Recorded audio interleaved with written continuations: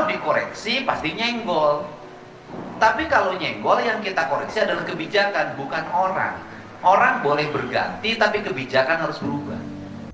Saya menceritakan isi dari APBD tak ada maksud apapun kecuali ingin menyampaikan ini loh duit yang kita miliki untuk pembangunan Jawa Barat tahun 2025. Dan duit yang kita miliki ini diutamakan harus bermanfaat bagi kepentingan orang banyak tanpa membedakan siapa dia, agama apa, golongan apa, itu tujuannya.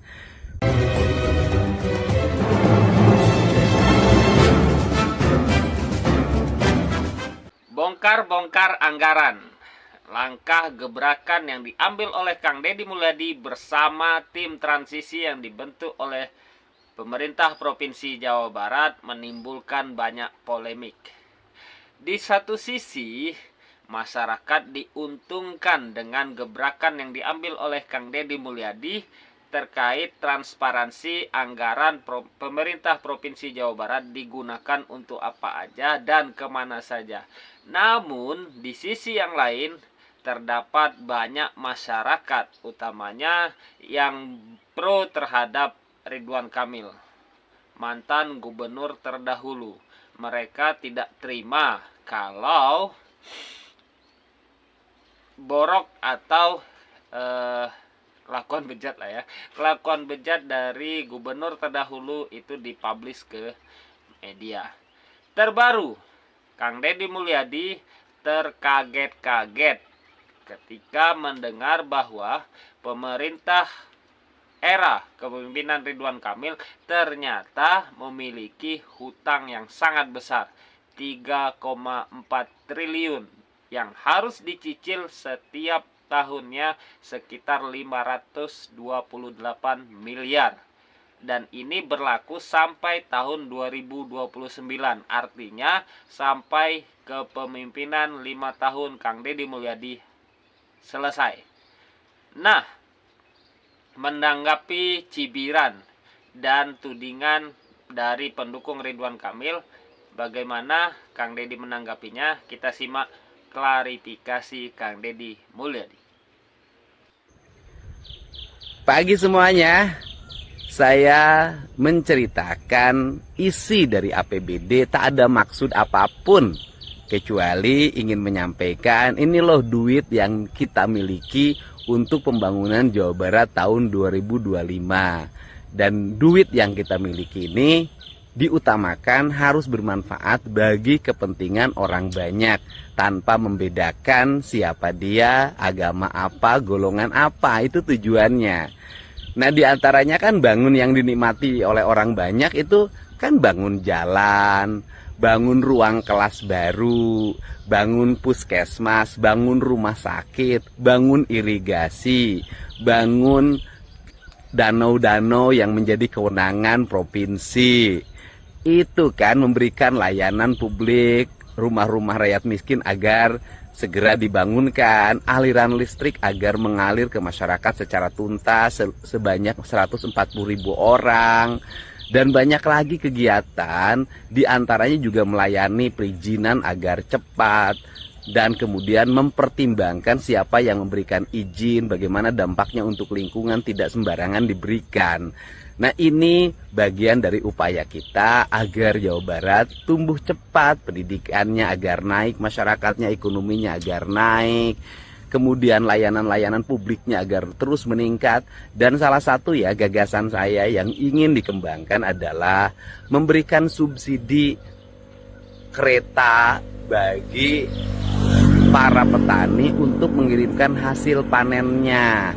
Misalnya kita kerjasama untuk mengirimkan hasil bumi di wilayah Cianjur, di wilayah Garut, di wilayah Sukabumi, gitu kan, di wilayah Bogor untuk dimobilisasi ke Jakarta melalui jalur kereta api. Dan gerbongnya itu gerbong yang disewa oleh pemerintah provinsi, itu salah satu ya.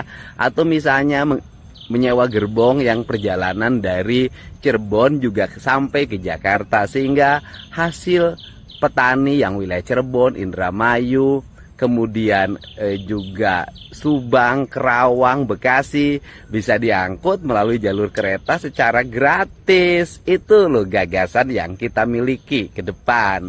Semoga seluruh gagasan ini bisa terwujud dan diperlukan kekompakan. Birokrasinya harus kompak, warganya harus kompak. Itu saja pesan pagi hari ini. Moga sehat ya semuanya. Ya, saya mau jalan lagi. Hatur nuhun. Tidak hanya klarifikasi terhadap tudingan dan cacian yang dilakukan oleh pendukung Ridwan Kamil di media sosial, Kang Deddy juga menegaskan di depan para bupati dan wali kota terpilih seprovinsi Jawa Barat bahwa kita boleh merevisi anggaran tapi jangan mengkritik pemimpin terdahulu, apalagi nuansanya nuansa politik. Kita simak sambutan Kang Deddy Mulyadi dan arahan Kang Deddy Mulyadi di depan para bupati dan wali kota seprovinsi Jawa Barat. Kedua, saya menegaskan hari ini posisi kita adalah posisi kepala daerah dan wakil kepala daerah. Keterikatan kita itu cuma satu, pada visi dan misi yang kita kampanyekan kepada masyarakat, dan itu harus terwujud. Saya tidak akan membedakan Bapak dan Ibu setelah tanggal 6 nanti berasal dari partai mana. Bagi saya tidak penting.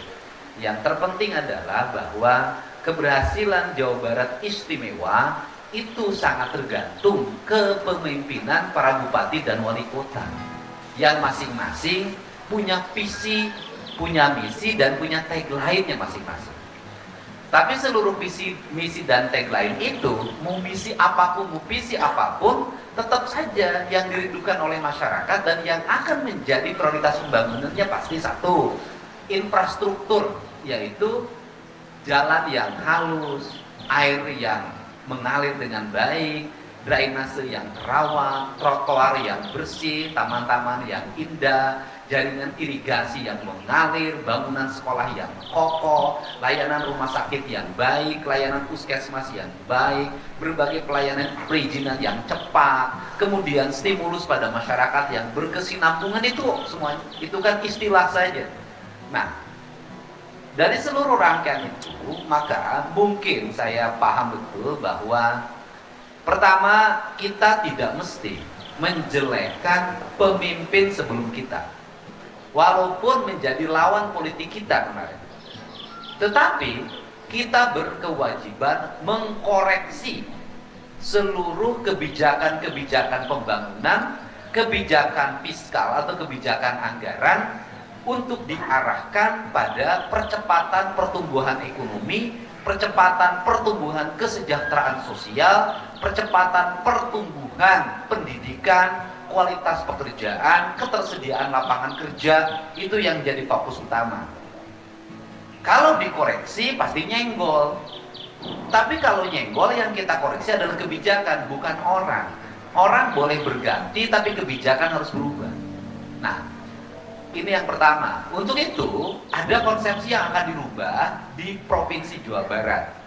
Konsepsinya adalah konsepsi Provinsi Jawa Barat yang biasanya jadi menara gading, hidup dalam pengelolaan uang yang triliunan, kadang mengalami kebingungan uangnya didistribusikan kemana, karena waktu menyusun anggarannya terbatas, kemudian juga aspek politik yang sering mendominasi, yang pada akhirnya melahirkan ketidakadilan distribusi pembiayaan antar daerah, antar organisasi, antar lembaga, sehingga seringkali menggunakan pendekatan-pendekatan politik untuk mendapatkan alokasi pembiayaan. Maka seluruh rangkaian itu akan saya hapus. Tidak ada pendekatan politik terhadap alokasi finansial, alokasi kebijakan. Yang ada adalah pendekatan kebutuhan pembangunan pada sebuah wilayah. Maka pendekatannya adalah satu, berapa jumlah penduduk pada sebuah wilayah, dua, berapa ruas wilayah, tiga, aspek mana saja yang menjadi kebutuhan dasar pembangunan yang belum terpenuhi Maka 3 variabel ini yang akan jadi landasan. Maka nanti kami penghitungan dana bantuan untuk desa misalnya tidak ada lagi dibikin 100 juta rata. Semuanya akan dipertimbangkan, diindekkan berapa jumlah penduduk di desa itu. Begitu juga terhadap kabupaten kota. Sehingga saya tidak mau lagi terulang ada satu kabupaten nol alokasi, ada satu kabupaten yang langganan 400 miliar, 700 miliar, 400 miliar, 700 miliar. Dan itu pun rasio itu pun akan kita gunakan pada bantuan andai kata masih dibutuhkan, itu bantuan hibah organisasi kemasyarakatan, hibah organisasi keagamaan, hibah lembaga pendidikan, semuanya harus didasarkan pada indeks manusia yang ada di dalam. Oke, memang mantap ya Bapak Aing ini. Gebrakannya dan konten-kontennya selalu ditunggu dan dinanti oleh masyarakat. Terlepas dari masyarakat yang pro dan kontra, mau senang maupun tidak terhadap gebrakan dan langkah yang diambil oleh Kang Deddy Mulyadi, saya pribadi sangat mendukung adanya transparansi anggaran dan publik bisa tahu selama ini bahwa ternyata Ridwan Kamil itu lebih banyak pencitraannya. Oke, Sampurasun sudah menyaksikan Tara Rengkyu, kita kawal terus Jawa Barat Istimewa. Nuhun.